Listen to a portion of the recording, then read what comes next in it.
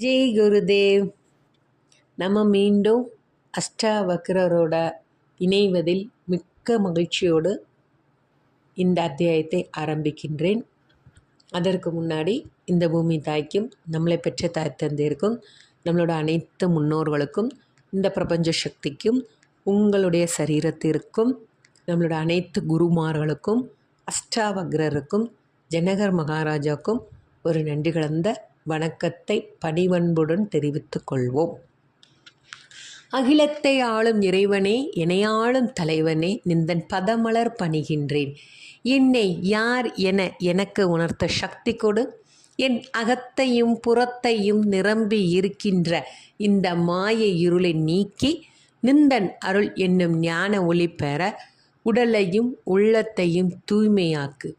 கருணையின் பிறப்பிடமே, எமது பிறவி பிணி தீர்ந்து பிறவாத நிலை பெற்று உய்ய வழிகாட்டு. தினம் சோர் தினம் தின்று கூடிப்பின் பிரியும் இக்குலத்தொழில் மாற்றி ஏகனாய் அநேகனாய் எங்கும் நிறைந்து நிற்கின்ற எனது திருவடியில் நாங்கள் ஆத்ம சமர்ப்பணம் செய்கின்றோம். இந்த அற்புதமான ஞானத்தை மென்மேலும் நமக்கு வழங்கி கொண்டிருக்கும் ஸ்ரீ ஸ்ரீ ரவிசங்கர்ஜி குருஜி அவர்களுக்கு அவர்கள் பொற்பாதங்கள் தொட்டு பணிவன்புடன் நமஸ்காரத்தை தெரிவிக்கின்றேன். அத்தியாயத்திற்குள் போவோம். அத்தியாயம் நம்பர் மனிதனின் இயல்பு, அத்தியாயம் 12. ஏற்கனவே பாகம் 1 பார்த்துட்டோம். இப்போ பாகம் 2. ஓகேவா? மனிதனின் இயல்பில் மீண்டும் நமக்கு அஷ்டாவக்ரர் நமக்கு என்னதை தெரிவிக்கிறாருங்கிறதையும் நம்ம ஒரு தடவை திருப்பி நினைவு கூர்ந்து ஆரம்பிப்போம். சரியா? ஏற்கனவே போன அத்தியாயத்தில் என்ன சொல்லியிருக்கிறாருன்னா, நமது மனிதனில் தொல்லைகள், அதாவது நம்மளை தொல்லைப்படுத்தும் விஷயங்கள் அப்படின்னு ஒரு 4 விஷயத்தை சொல்லியிருக்கிறாரு. அது என்னன்னு ஒரு தடவை திருப்பி பார்த்துருவோம். பாலுறவு, எனது என்ற உணர்வு, ஆசைகள், அச்சம். இந்த 4 மனிதனை தொல்லைப்படுத்தும் விஷயங்கள். ஓகேவா? பாலுறவு பற்றி நம்ம ஏற்கனவே பார்த்தாச்சு. அடுத்து நாம் பார்க்கக்கூடிய ஸ்பாட் என்னன்னா, அச்சம் எதனால் வருது, உணர்வு எனது என்ற உணர்வு எப்படி வருகிறது, ஆசைகள், இது எல்லாமே மீண்டும் நம்மளை ஒரு மனோரீதியான தொல்லைக்கு ஆளாக்கும் அப்படின்னு நமக்கு சொல்கிறாரு. சரிங்க, இப்படியெல்லாம் நமக்கு நிகழ்வுகள் வரும்போது நாம் விழிப்புணர்வுடன் அந்த நிகழ்வு வரும்போது ஆச்சரியப்படுங்கள் அப்படின்னு சொல்கிறாரு. இப்போது ஃபஸ்ட்டாக இருக்கிறது பாலுறவு தான். அதில் என்ன சொல்கிறாருன்னா, காமத்தின் விளைவாகவே படைக்கப்பட்டுள்ளன, அனைத்துமே காமத்தின் விளைவுகள் இல்லாமல் நடக்கப்படுவதில்லை. மரம் செடி கொடிகளுக்கு கூட காம உணர்வு வரும். மிருகங்கள், மனிதர்கள் எல்லாருக்கும் அந்த காமம் பொதுவானது. சரியா? அதாவது காமத்தில் இச்சைக்காக பண்ணக்கூடியது காமம், அது பாலியல் தொந்தரவில் வரக்கூடியது.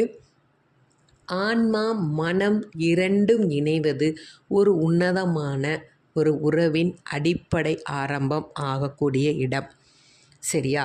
அதாவது ஆன்மா, உணர்வு, மனம், இது 3ஐயுமே அது ஒருநிலைப்படுத்தும் உணர்வாக அமையும். அது என்னங்க? கணவன் மனைவி உறவு தான். அதில் தான் நம்மளோட மனசு, நமக்கு பாதுகாப்பு என்ற ஒரு உணர்வு, நம்மளுடைய இருவரின் ஆன்மா இணைதல், இது தாங்க. அப்போது நமக்கு என்ன பாதுகாப்பு உணர்வு வருது, நம்மளோட இச்சைகளும் தீர்க்கக்கூடிய இடங்கள், அதனால் யாருக்கு எந்தவித பிரச்சனையும் கிடையாது. இப்படி உன்னதமான உறவில் நாம் இணையும் போது ஆன்மாவானது 3வதாக இணைந்து நமக்கு இன்னும் அதிக விழிப்புணர்வோடு வாழ கற்றுக்கொள்ள உதவும். சரியா? அப்போது அஷ்டாவக்ரர் சொல்கிறாருன்னா, இப்படி ஏன் மனிதர்கள் இந்த பிறப்பு உறுப்பில் இப்படி போய் அவதியுறுகிறார்கள், இதுக்கு ஏன் இப்படி ஆசைப்படுறாங்க, அப்போது அதை நினச்சி ஆச்சரியப்படுங்கள் அப்படின்னு சொல்கிறாரு. இப்படி ஒரு எண்ணம் மனதில் உதித்தால் அது ஏன் வந்தது என்று வருந்தாதீர்கள், அதை கவனித்து வியப்படையுங்கள். நீங்கள் எண்ணத்தால் உயர்ந்தால் உங்களுக்குள் ஒரு மாற்றம் ஏற்படும். அதனுள் போராட வேண்டாம், மனதிற்கு தடையிட வேண்டாம், விழிப்புணர்வுடன் இருங்கள், விழித்தெழுங்கள். ஆச்சரியம் படப்பட நம்மளை விழிப்படைய செய்தான். நடப்பவரை எல்லாம் விழிப்புடன் கவனிக்க முடியுதான். இப்போ நமக்கு சில விஷயங்களை நம்மளால் விடுபட முடியாது. ஆனால் விழிப்புடன் நடக்கும்போது அந்த விஷயங்கள்லேருந்து சீக்கிரமாக விடுபட முடியும்னு சொல்கிறாரு. ஓகேவா? அப்போது அனைத்தும் பூரண ஞானத்தை அடைந்த மகானாய் எவர் ஒருவர் அனைத்து உயிர்களில் உள்ளாரோ, அனைத்தும் எவருள் உள்ளதோ அவரிடம் எனது என்ற உணர்வின் இருப்பின் அது வியப்புக்குரியதாகும். ஒரு மகானாக இருந்தாலுமே அவருக்கு எனது என்ற உணர்வு வந்தால் அதுவும் ஆச்சரியப்படக்கூடிய விஷயங்கள் அப்படின்னு சொல்கிறாரு. அப்புறம் அன்பிலேயே நான் பிரபஞ்ச அன்போடு ஒன்றி இருக்கேன் அப்படின்னு நம்ம சொல்லும்போது அங்கே தன்னலம் என்ற வார்த்தை எப்படி வருகிறது? இது தப்பு அப்படின்னு மக்கள் சொல்கிறார்கள் அப்படின்னு சொல்கிறாரு. இந்த கருத்து கூட சிலவங்களுக்கு அவன் எதுவுமே வேண்டாம், எனக்கு பிரபஞ்சம் அந்த சக்தியை தருது, இந்த சக்தியை தருது, நான் எல்லாத்துலேயுமே நிறைவாக பார்க்குறேன் அப்படிங்கிறவனுக்கு எப்படி தன்னலம், தன்னுடையது எப்படி உணர்வு வரும்? அப்போ இதை கேட்கும்போது மனதிற்கு சங்கடமாக இருக்கும். அவன் அதை பற்றி நினைக்கவே மாட்டான், தன்னலத்தை பற்றி நினைக்க மாட்டான். ஆனால் மக்கள் தன்னலத்தை பற்றி நினைக்கிறான், அவன் நல்ல கருத்தே சொல்ல வருவான். ஆனால் அதை கூட அவங்க மக்கள் ஏற்க மாட்டாங்க. இப்போ எக்ஸாம்பிளுக்கு என்னத்தை சொல்ல, உங்களுக்கு இப்போ ஒருத்தங்க கிளாஸுக்கே கூப்பிடுறாங்க, என்ன நானே ஸ்பான்சர் பண்ணுறேன், நீங்கள் அட்டன் பண்ணுங்கள், உனக்கு அங்கே என்னமோ கிடைக்கிது. அப்போது இவன் தன்னலத்தை கருதி அந்த உதவி பண்ண போகிறது கிடையாது. இருந்தாலும் மக்கள் அவனை தன்னலமிக்கவனாக கருதுவார்கள். இதை கிடச்சி நினைக்கும் போது அந்த ஆளுக்கு ரொம்ப சங்கடமாக இருக்கும் அப்படின்னு சொல்கிறாரு. ஏன் சுவாமிக்கு, அதாவது பகவானுக்கு மனிதர்களும் ஒன்று தான், மிருகங்களும் ஒன்று தான், புல் பூண்டு பூச்சிகளும் சமம் தானே. அப்போ ஏன் பறவையும் பட்டாம்பூச்சியும் பறவை பட்டாம்பூச்சி இப்படி மிருகங்களையும் மனிதர்களையும் படைத்த இறைவனுக்கு மானுடன் மட்டும்தானே அன்பாக இருப்பதாக தெரிகிறது? அதாவது மனிதர்கள் மட்டும்தானே ஒத்தருக்கொத்தர் அன்பாக இருக்கிற மாதிரி தெரியுது. தேலும் மனிதனையும் ஜாயின் பண்ணி வைக்க முடியுமா? பட்டாம்பூச்சியும் பாம்பையும் ஜாயின் பண்ணி வைக்க முடியுமா அவருக்கு? அப்போது பறவைகளோடு இணைதல், மனிதர்களோடு இணைதல் தான் பூரணமான அன்பு.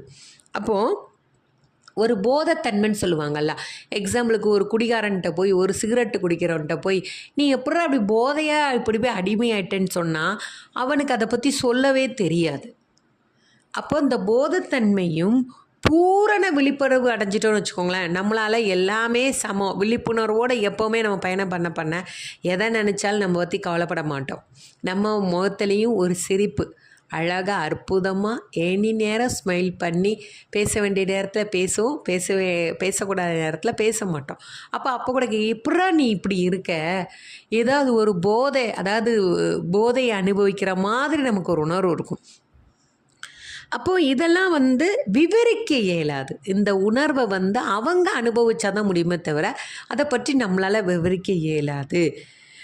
ஆனால் அஷ்டாவக்ரர் இதை நமக்கு விளக்குகிறார்.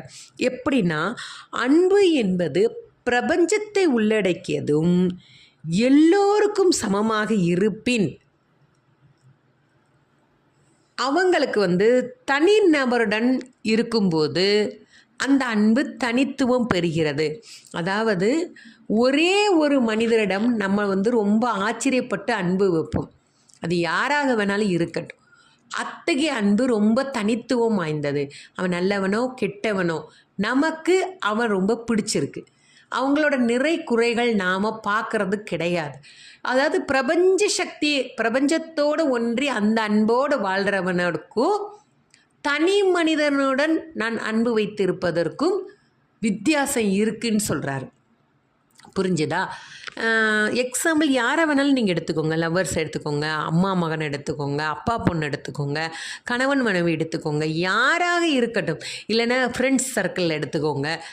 எனக்கு இவனை ரொம்ப பிடிச்சிருக்கு, இவன் என்ன செஞ்சாலும் எனக்கு அதை பற்றி கவலை இல்லை, ஆனால் எனக்கு என்னமோ அவனோட ட்ராவல் பண்ணும்போது என்னோடய மனசானது ரொம்ப இலகுவாகிறது. அப்படி நம்ம நிறைய ஒரு உணர்வின் அடிப்படையில் நம்ம மாட்டிக்கொண்டு இருப்போம். அப்போ அந்த ஆள் கெட்டவன் எவன் சொன்னாலும் நமக்கு கோவம் வரும். ஏன்னா எனக்கு அந்த ஆளை பிடிச்சிருக்கு, அது ஆணோ பெண்ணோ. அப்போது இதுதாங்க இந்த அன்பு ரொம்ப ஒரு வித்தியாசமான ஒரு அன்பு. இதுக்கு தனித்துவம் வாய்ந்த அன்பு, அதாவது ரொம்ப பாராட்டத்தக்க அன்புங்கிறோட வச்சுக்கலாம். எல்லோரும் சொல்லுவாங்களா, உனக்கு என்ன அவன்கிட்ட மட்டும் தனி பாசம். குழந்தைங்கள்ட்டே நீங்கள் கேள்விப்பட்டிருக்கீங்களா, அம்மாட்ட பேசும்போது உனக்கு 2வது பிள்ளை தான் பிடிக்கும், மூத்த பிள்ளை எப்போவுமே உனக்கு பிடிக்காது அப்படின்லாம் நம்ம நிறைய வாசகங்கள் கேட்டிருக்கோம்.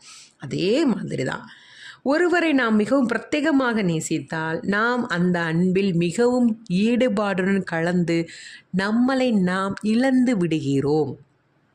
இதுதான் உண்மை. அப்போது மக்கள் என்ன பண்ணுறாங்கன்னா, பூரண ஞானத்தை அடைந்தால் யாரிடமும் தனிப்பட்ட அன்பு இருக்கக்கூடாது அப்படின்னு மக்கள் சொல்கிறாங்க.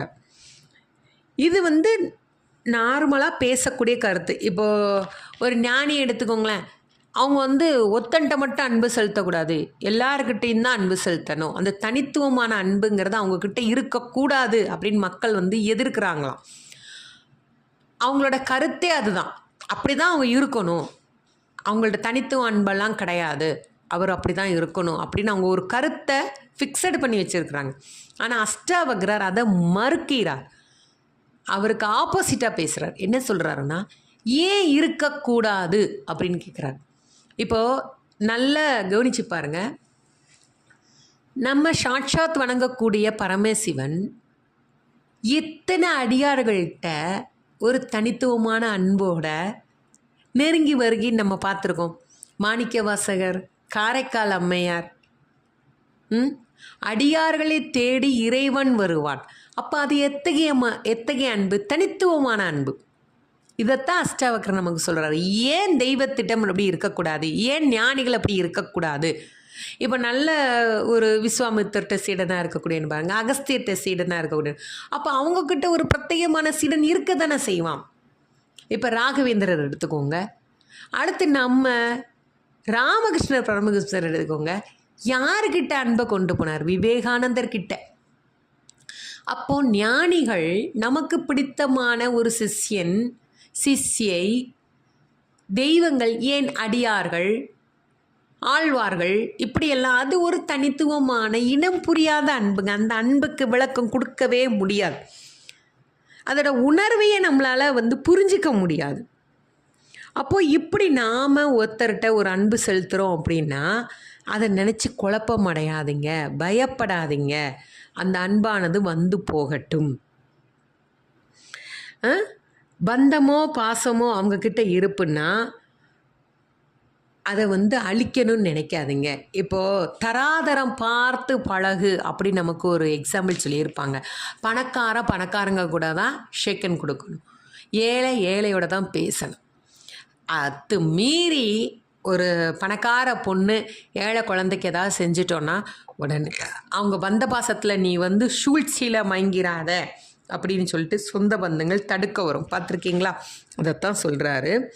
அப்போது முழுமையடைந்த ஞானி தான் இவ்வாறு தனிப்பட்ட நபர் ஒருடன் பந்தப்பட்டிருப்பதாக உணர்ந்தால் அது அவருக்கு மேலும் வேதனையை அளிக்கும்.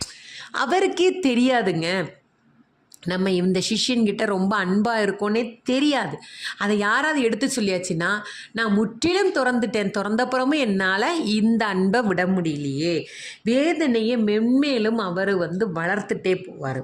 ஆனால் அதை நினச்சி மனமானது இருளில் மூழ்கிவிடும். இந்த அமைப்பை நினச்சி வருத்தப்படாதீர்கள், ஆச்சரியப்படுங்கள் அப்படின்னு நமக்கு அஷ்டாவக்ரர் சொல்கிறார். அவ்வளோதாங்க. எந்த நிகழ்வாக இருப்பின் நமக்கு காம உணர்வு வரட்டும், கோபம் வரட்டும், தீராத ஒருவருடன் அன்பு கலந்த பாசம் வரட்டும், இதெல்லாம் நினச்சி பயப்படாதீர்கள், ஆசையை அடக்க வேண்டாம். அந்த உணர்வு ரீதியில் இருக்குவதை நினைத்து விழித்து பாருங்கள், ஆச்சரியப்படுங்கள். எதற்காக இந்த உணர்வு என்னுள் வருகிறது என்று நினைத்து ஆச்சரியப்பட சொல்கிறாரு. எந்த ஒரு விஷயம் உங்களுக்கு ஏற்றப்படுவதாக இருந்தால், அசாதாரணமாக அல்லது முறையற்றதாகவே இருந்தாலும் கருதினாலும் உங்கள் மனம் இதனால் குழம்பி அன்பு, நம்பிக்கை, ஆக்கப்பூர்வமான வழிகாட்டுதல் போன்றவற்றை இழந்துவிடும். நம்ம ஒவ்வொன்றுத்துக்கும் ஆச்சரியப்படுறதை விட்டுட்டு சந்தேகப்பட ஆரம்பித்தால் நம்ம மனமானது நம்பிக்கை இழந்துவிடும். அவங்க மேலே பாசம் வைக்க முடியாது. அவங்க நல்லது சொல்கிறது கூட நம்ம காதில் விழாது. அதாவது தன்னை பற்றி மன அமைதியிலேருந்து வருந்த வேண்டாம். இது உங்கள் சுற்றி உள்ளவர்களுக்கும் இது பொருந்தும் சொல்கிறாரு. யாரையும் எடை போடாதீங்க. இவன் இப்படி தாங்க நடந்துப்பான், என்னை மதிக்கவே மாட்டாங்க, நான் என்ன சொன்னாலும் கேட்க மாட்டாங்க அப்படின்னு யாரையும் எடை போடாதீங்க. உங்களையும் குறைத்து மதிப்பிட்டு கொள்ளாதீர்கள். மற்றவர்களையும் அவ்வளவு குறைவாக மதிப்பிட வேண்டாம். அதாங்க சொல்லியிருக்காங்க, கடுகு சிறுத்தால் போட்டிருக்கிறாங்களா, அதேமாரி சாது கொந்தளித்தால் எல்லவோ வசனங்கள், சிறு துரும்பும் பல்குத்த உதவும். அது மாதிரி நிறைய விஷயங்கள் சிறியதாக இருந்தாலும் நம் வாழ்க்கையில் அது பெரிய நிலையில் நமக்கு ஹெல்ப் பண்ண முடியுங்க. அதுமாரி எவ்வாறாயினும் நீங்கள் உயர்ந்த நிலையை அடைவீர்கள். எல்லாத்துக்கும் நினச்சி ஆச்சரியப்படுங்க சொல்லுங்க. நம்மளோட பரம எதிரி என்னன்னா காமமும் ஆசையும் தான். இதுதான் நம்மளோட பரம எதிரிகள். உடலே ஏங்கலைங்க. இப்போ சொல்லுவாங்கல்ல, 50லும் ஆசை வரும். ஒருத்தனுக்கு எந்திரிச்சு நடக்கவே வழி இல்லையா, அவனுக்கு 7-8 பொண்டாட்டி கேட்குதான். நிறைய வசனங்கள் கேள்விப்பட்டிருக்கோம்ல. அப்படிப்பட்ட சூழ்நிலையிலும் அவங்களால ஆசையும் அடக்க முடியாது, காமத்தையும் அடக்க முடியாது. அப்புறம் நம்மளோட எதிரி என்னங்க, சாகர வரைக்கும் இந்த 4 விஷயங்களும் நம்மளை தொல்லை பண்ணிட்டு தான் இருக்கும். ஆனால் அதெல்லாம் நினச்சி ஆச்சரியப்படம் தான் முடியுமே தவிர அந்த ஆசையத்துக்கு காமத்துக்கும் நம்ம தடை போட முடியாது. ஒருத்தங்களுக்கு ஆசை காமம் வந்ததுன்னா அதை நினச்சி பயப்படாதீங்க. ஒருத்தனுக்கு தீராத ஆசை காமம் வந்துச்சுன்னா அப்போ அந்த மனநிலைமையை பாருங்கள். அவனால் எந்தையுமே ஒரு தெளிவான சிந்தனை எடுக்க முடியாது. மனைவிக்கிட்டேயே கோவப்படுவான், எதற்கு கோவப்படுறானே தெரியாது. நண்பர்கள்கிட்ட கோவப்படுவான், குழந்தைங்கக்கிட்ட கோவப்படுவான். இது ஒன்ஸ் அந்த ஆசையானது, அந்த காமமானது பூர்த்தி ஆயிடுச்சுன்னு வச்சுக்கோங்களேன், அவன் மனமானது தெளிவடையும். ஏன்னா அவனுக்கு தேவையானது நடந்து விட்டது. பொதுவாகவே நிறைய இப்போ டாக்டர்ஸ் பேசுகிறாங்க, செக்ஸுவல்ங்கிறது கேவலமான வார்த்தை கிடையாது. அது ஆணும் பெண்ணுக்கும் உடல் ரீதியான மன ரீதியான ஒரு மாற்றத்தை, நெருக்கத்தை ஏற்படுத்தக்கூடிய பந்த உறவு. அதாவது எப்போ பார்த்தாலும் கணவன் மனைவி சண்டை போட்டுகிட்டே இருக்காங்கன்னு வச்சுக்கோங்களேன், அவங்களுக்கு முதல்ல ஃபர்ஸ்ட் ஆஃப் ஆல் கேட்கக்கூடியது கேள்வி இதுதான் இருக்குது இப்போ உளவியல் ரீதியாக. அந்த பாலுறவு நினச்சோன்னா, ஓச்சிச்சி இந்த வார்த்தையை நம்ம பேசக்கூடாது, வைக்கக்கூடாது. கணவன்கிட்ட எப்படி நம்ம ஆசையை சொல்ல முடியும், மனைவி கிட்ட நம்ம எப்படி இதை கேட்க முடியும்? 50 வயசானங்க, 60 வயசானங்க, உங்கள் கணவன் உங்கள் மனைவி, இதில் என்னங்க உங்களுக்கு வித்தியாசம் வந்துட போகுது? அம்மா நான் உன் மடியில் படுத்துருக்கணும்னு ஆசைப்பட்றேம்மா, எனக்கு நீங்கள் சாப்பாடு ஊட்டணும் ஆசைப்பட்றாங்க, ஓப்பனாக பேசுங்க. இதில் என்னங்க குறைஞ்சி போயிட போகிறீங்க? அனுபவிக்க வேண்டிய ரீதியில் நம்ம அனுபவித்து முடித்தாச்சு. கட்ட போய் என்றைக்கு போய் சேர போகிறோமோ, சாகிற வரைக்கும் என்னத்துக்குங்க வெளியில் இன்பத்தை தேடுறீங்க? உங்களுக்குள்ளேயே அந்த இன்பமானது இருக்குது, அதை அனுபவிக்க கற்றுக்கொள்ளுங்கள். அந்த ஒன்ஸ் நீங்கள் மனைவியிடம் கணவனிடம் மனம் விட்டு பேசுவதால் நீங்கள் தெளிவான முடிவை எடுக்க முடியும். அதைத்தான் அவர் சொல்கிறாரு நமக்கு. காமத்தை நினைத்து பயப்படாதீர்கள். அந்த காமத்தை விழிப்புடன் உணர்ந்து அது தேவையா தேவையில்லையா அப்படிங்கிறத மனம் விட்டு பேசி, உங்களை மனமானது எதிலில் லயித்தால் தெளிவான சிந்தனை வரும் என்று விழித்து பார்க்க வேண்டும். இது தீயது, இது செய்யக்கூடாது, நம்மளாம் இது செஞ்சால் கெட்ட வழியில் போயிடுவோம், உடனே நம்மளை ஆசை தொத்திக்கும் அப்படிலாம் நினச்சி பயப்படாதீர்கள். மனமானது குரங்கு, ஒரு சில நேரம் தாங்க கட்டுப்படும், அதுக்கப்புறம் மறுபடியும் ஆட்டோமேட்டிக்காக நம்ம இயல்பான ரீதியில் வந்துடும்.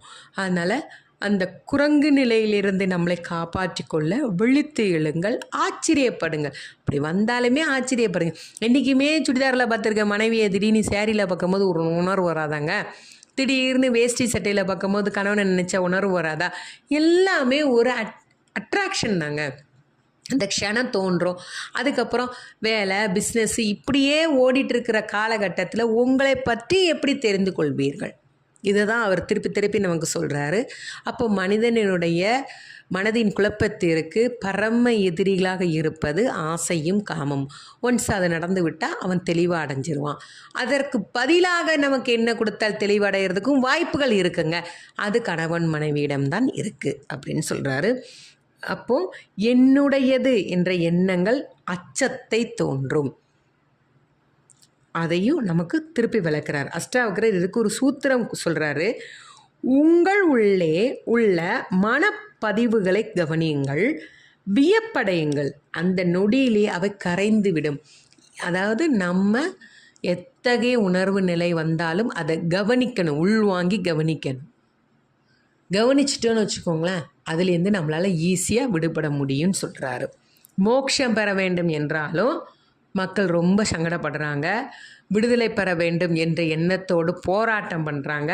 ஆனால் விடுதலை விரும்புவர்களும் விடுதலை பற்றி அச்சம் கொள்கிறார்கள். இதற்கு ரீசன் என்னென்னா, ஆன்மீக வழியிலே நம்ம போயிட்டுருக்கோன்னு வச்சுக்கோங்களேன், திடீர்னு யாராவது வந்து குழப்போம். நீ சும்மா மலையங்களையும் ஏறிட்டு இருக்க, இந்த நாலேஜ் பாயிண்ட்லாம் கேட்டுட்ருக்கு, இதனால் நீ திருந்த போகிறியாடா? அதெல்லாம் விடுறா, பேசாமல் எப்போவும் போல வாடா, நம்மளாம் நல்லவனாகியடா, நாட்டை திருத்த போகிறோம். ஒன்ஸ் அவன் குழப்பி விட்ருவானா, அதுக்கப்புறம் நம்ம மனமானது என்ன பண்ணும், ஆட்டோமேட்டிக்காக திருப்பி ஆமாம்ல எத்தனை தடவை தான் சும்மா இதையே கேட்டுட்ருக்க, தேஞ்ச ரெக்கார்டு மாரி சொன்னதே சொல்லிக்கிட்டு நமக்கு வாழ்கிறவன் நல்லா தான்டா வாழ்ந்துட்டுருக்கான். என் 2 பொண்டாட்டி கட்டினவன் நல்லா தான் இருக்கான், 3 பொண்டாட்டி கட்டினவன் நல்லா தான் இருக்கான், பொண்டாட்டியே இல்லாதவன் நல்லா தானடா இருக்கான். நமக்கு என்னடா குறைச்சல்? நமக்கு கை தட்டுனா காலு நீட்டினா 1000 பெண்கள். அப்படிங்கிற மாதிரி மனிதன் வந்து எந்த நிமிஷம் வேணாலும் மாறலாம், யார் வேணாலும் நம்மளை குழப்பலாம். ஆனால் நம்ம மனமானது அதை கவனிக்க வேண்டும் அப்படின்னு திரும்பியும் சொல்கிறாரு. எப்போவுமே விடுதலை நினச்சி, விடுதலை வேணும் விடுதலை நினச்சி அதை நினச்சே பயம். ஏன்னா நம்ம எங்கே விடுதலை பெறுவோமோ மாட்டோமோ அப்படிங்கிற பயம். இது வந்து கண்டிப்பாக இதையும் பார்த்து ஆச்சரியப்படுதுன்னு சொல்கிறாரு. அப்போது ஒரு தீரன், அதாவது ஒரு வீரன் என்ன பண்ணுவான்னா, எல்லாத்தையும் நினச்செல்லாம் கவலைப்பட மாட்டாங்க. செக்ஸ் பண்ணாலும் பிரச்சனை இல்லை, பண்ணாலும் பிரச்சனை இல்லை, பண்ணாட்டாலும் பிரச்சனை இல்லை, பேசினாலும் பிரச்சனை இல்லை, பேசினாலும் பிரச்சனை இல்லை, எல்லாத்துக்கும் அவன் வந்து ஓகேன்னு சொல்ல ஆரம்பிச்சிருவான். ஏன்னா அவன் ஒரு தீரன்னா ஒரு வீரன் எடுத்துக்கோங்க. எதுக்குமே அஞ்சாத வீரன், அஞ்சா நெஞ்சன் அப்படின்லாம் நிறைய கேள்விப்பட்டிருக்கீங்கள, அது மாதிரி தான். அப்போது உங்களுக்கு வந்து ஒரு ஆசை கோபம் எதனால் வருது அப்படிங்கிறத நல்லா வெளித்து பாருங்கள். ஆன்மீக உணர்வில் இருந்தாலும் அது எத்தகைய ஆன்மீக உணர்வு, அதனோட தீவிரம் என்னங்கிறத யாராவது குழப்புனா அதை நினச்சி பயப்பட தேவையில்லை அப்படின்னு சொல்கிறாரு. அப்போ நம்ம உடலில் ஏற்படக்கூடிய காட்சிகளை ஜனகர் என்ன பண்ணுறாராம், வேறு யாருக்கோ நிகழ்வது போல. இப்போ நம்ம சாப்பிடணும்னு ஆசை வந்தால் யாருக்கோ பசிக்குது அப்படிங்கிற மாதிரி அவர் வந்து நினைக்க ஆரம்பிச்சிட்டாராம், காண்கிறாரு. இப்போது எக்ஸாம்பிளுக்கு நம்ம வீட்டிலையே எங்கள் அம்மா சொல்லியிருக்கிறாங்க, சாதம் சாப்பாடு எடுக்கும்போது தட்டுக்கு தவறி கீழே விழுந்தாலோ, இல்லைன்னா சாதம் எடுக்கும்போது கீழே விழுந்தாலோ, யாரோ பட்னியாக கிடக்குறாங்க நமக்கு தெரிஞ்சவங்க யாரோ அப்படிங்கிற மாரி ஒரு உள்ளுணர்வு நம்மக்கிட்ட பேசும். நம்ம அதை செக் பண்ணி பாருங்கள். நம்மளோட குழந்தைங்க வெளியில் எங்கேயாவது படிச்சுட்ருக்கு, ஹாஸ்டலில் எங்கேயாவது படிச்சுட்ருக்குன்னா, எனக்கே அந்த ஒன்ஸ் நிறைய நடந்துருக்கு. தட்டெடுக்கவும் டக்குன்னு கீழே விழுந்துடும், இல்லைன்னா சாதத்தை கீழே போட்டுரும். தட்டில் தான் போடுற மாதிரி இருக்கும், கீழே செதறும், இந்த சாதமானது செதறும். அப்போது இதேமாரி ஒவ்வொரு நிகழ்வுகளையும் ஜனகர் என்ன பண்ண ஆரம்பிச்சிட்டாரு, யாருக்கோ நடக்குது எனக்கல்ல அப்படின்னு அவர் எண்ண ஆரம்பிச்சிட்டார். இது வந்து எப்படிங்க முடியும்? மெஞ்ஞானி எவ்வாறு ஒரு சில வார்த்தைகளால் நெகிழ இயலும், மற்றவர்களுடைய சொற்கள் உங்களை ஆட்டுவிக்கிறது. யாராவது ஏதாவது சொன்னால் உடனே நீங்கள் மதியற்றவராகி உங்களை இழக்கிறீர்கள். எந்த வார்த்தையை கேட்டாலும் யாராவது திட்டினா கூட நமக்கு மனசு தாங்க மாட்டேங்குது. அப்போது யாராவது உங்களை வெறுப்பதாக கூறினால் அந்த சொற்களில் கூட நம்ம மாட்டிக்கொள்கிறோம். அப்போது இப்படி ஒவ்வொருத்தரோட வார்த்தைகளில் பிணைப்பிலிருந்து விடுபட்டு வாங்க அப்படின்னு சொல்கிறாரு. அதுக்குத்தான் நம்ம ஹாப்பினஸ் ப்ரோக்ராமில் ஒரு பாயிண்ட் வந்திருக்கும் இல்லையா, ஃபுட்பால் பேசியிருக்காங்களா. ஃபுட்பால் மாரி நமக்கு பிறரது வார்த்தைகளுக்கு உதைப்பந்து ஆகாதீர்கள் அப்படின்னு சொல்லியிருக்கிறாரா. அது மாதிரி தாங்க. அதேமாரி அடுத்தவங்களோட தவறுகளை நம்ம உள்நோக்கம் கற்பிக்கக்கூடாதுன்னு சொல்லியிருக்கிறாங்களா. எல்லாமே ஹாப்பினஸ் பாயிண்ட் தாங்க வருது. அடுத்தவர்களின் கருத்துக்கு உதைப்பந்தாகாதீர்கள், பிறர் தவறுக்கு உள்நோக்கம் கற்பிக்க வேண்டாம். இதெல்லாமே இதுலேயும் நம்ம பார்க்க முடியுது. அப்போது ஒரு முழு ஆன்மாவை கவனிக்க சொல்கிறாரு. அதை நினச்சி அந்த ஆன்மா என்ன வாழ்நாள் முழுக்க ஒவ்வொரு நிமிடமும் நம்மளோட கருத்தை நம்ம நினைவுபடுத்தி கொண்டிருக்க வேண்டும் அப்படின்னு திரும்பி நமக்கு ஒன்ஸ் அதை தான் நினைவுபடுத்துகிறாரு. இந்த வார்த்தைகளெல்லாம் நீங்கள் புரிந்து கொள்வதோடு அன்றி இதயத்தில் வைத்து போற்றுங்கள். இந்த எளிய சூத்திரங்களை, எளிய சொற்களை குறைவாக மதிக்க வேண்டாம் அப்படின்னு திரும்பவும் நமக்கு நம்மளோட சூத்திரத்து ரீதியாக என்ன சொல்ல வராருன்னா, ஆன்மாவை உணருங்கள், அதன் பின்னர் உங்களை சுற்றி நிகழ்பவற்றால் கோபமோ குழப்பமோ நிறைவோ ஏற்படாது, அனைத்தும் ஒரு விளையாட்டு போலாகி விடும். இதுவே இன்றைய அத்தியாயத்தில் நாம் படித்தது. அப்போது உங்களுக்கு எத்தகைய உணர்வு வந்தாலும் அந்த உணர்வை உள்ளார்ந்து கவனிக்கணும். அப்போது அது ஆன்மாவை காட்டும். அந்த ஆன்மாவை காட்டும் போது யாரால் கோபம் வருது, யாரால் டென்ஷன் ஆகிறோம், இதுக்கு நிறைவு என்பது கிடையாது. அப்போது எல்லாமே ஒரு விளையாட்டு, எல்லாமே சன நேரத்தில் நொடிப்பொழுதில் வர நொடிப்பொழுதில் மறையக்கூடிய ஒரு விளையாட்டு மைதானம்தான் இந்த உடல். புரிஞ்சுதா? நன்றி. ஜெய் குருதேவ். எல்லாருக்கும் மீண்டும் ஒரு நன்றி கலந்த வணக்கத்தோடு இந்த அத்தியாயம் நிறைவு பெறுகிறது. நன்றி. லோகா சமஸ்தா சுகினோ பவந்து. லோகா சமஸ்தா சுகினோ பவந்து. லோகா சமஸ்தா சுகினோ பவந்து. ஓம் சாந்தி சாந்தி சாந்தி. ஜெய் குருதேவ்.